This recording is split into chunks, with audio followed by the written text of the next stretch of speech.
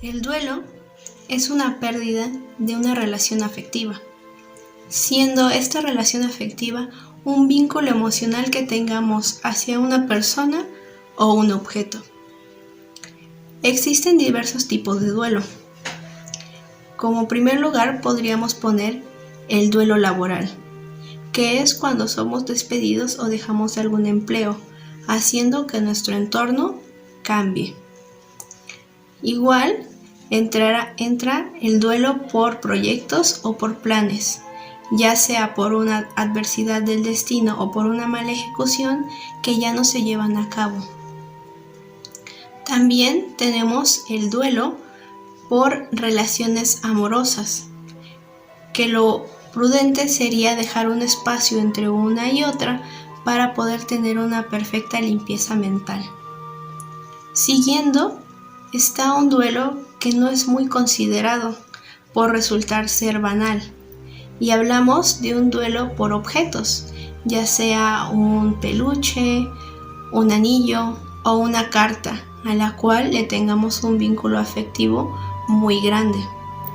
Y por último, el duelo por la muerte de un familiar, de un conocido, de una mascota o de cualquier ser querido, lo cual provoca que ya jamás podamos volver a ver a esa persona. Sea cual sea el tipo de duelo, es necesario un proceso por el cual debemos pasar para volver a tener nuestra vida como la teníamos antes.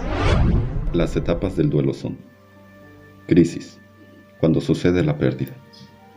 Se presenta dificultad para concentrarse, confusión, embotamiento mental, falta de interés por las cosas, ideas repetitivas, generalmente relacionadas con la pérdida, sensaciones de presencia y olvidos frecuentes.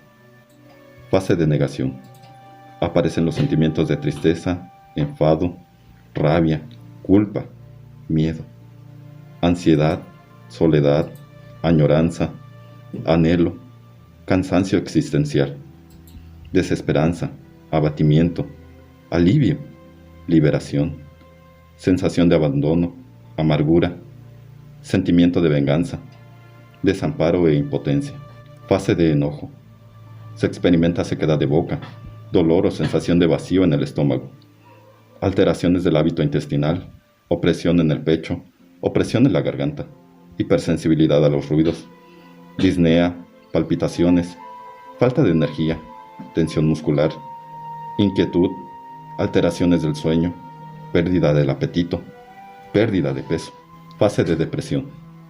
Acontece el aislamiento social, hiperactividad o inactividad, conductas de búsqueda, llanto o aumento del consumo de tabaco, alcohol, psicofármacos u otras drogas. Resentimiento hacia los demás, se replantean las propias creencias y la idea de trascendencia. Etapas de aceptación. Se acepta la pérdida, centrándose en el aquí y ahora, con reflexión al futuro, llegando a una evaluación positiva de la vida. Etapa de aprendizaje. Resiliencia. Es el resultado positivo del suceso para avanzar, obteniendo experiencia y conocimiento, que será aplicado en duelos próximos. Factores predictores de riesgo en el duelo. Son circunstancias que harán más difícil el proceso del duelo. Por ejemplo, las circunstancias alrededor de la muerte. Estas ocurren por muertes inesperadas o repentinas, muertes traumáticas como el asesinato o los suicidios, muertes múltiples o las muertes de niños y jóvenes. Relación con el fallecido. Esto ocurre cuando la persona que atraviesa su duelo tenía un gran grado de dependencia con el fallecido. Por ejemplo, las personas enfermas, como los parapléjicos, que necesitan cuidados, no pueden culminar su duelo porque la persona que cuidaba de ellos ya no está. La siguiente es contexto sociofamiliar. Este ocurre cuando la persona que atraviesa su duelo tiene otra preocupación además del duelo que está atravesando. Por ejemplo, un problema socioeconómico o cuando existen hijos pequeños, ya que tiene que tener una fuerza más estable para cuidar no solo de sí misma, sino también de sus hijos. Por lo tanto, no puede llevar a cabo su proceso de duelo completo.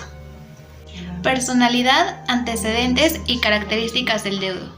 Este ocurre cuando la persona que atraviesa su duelo tiene un pendiente con la persona fallecida.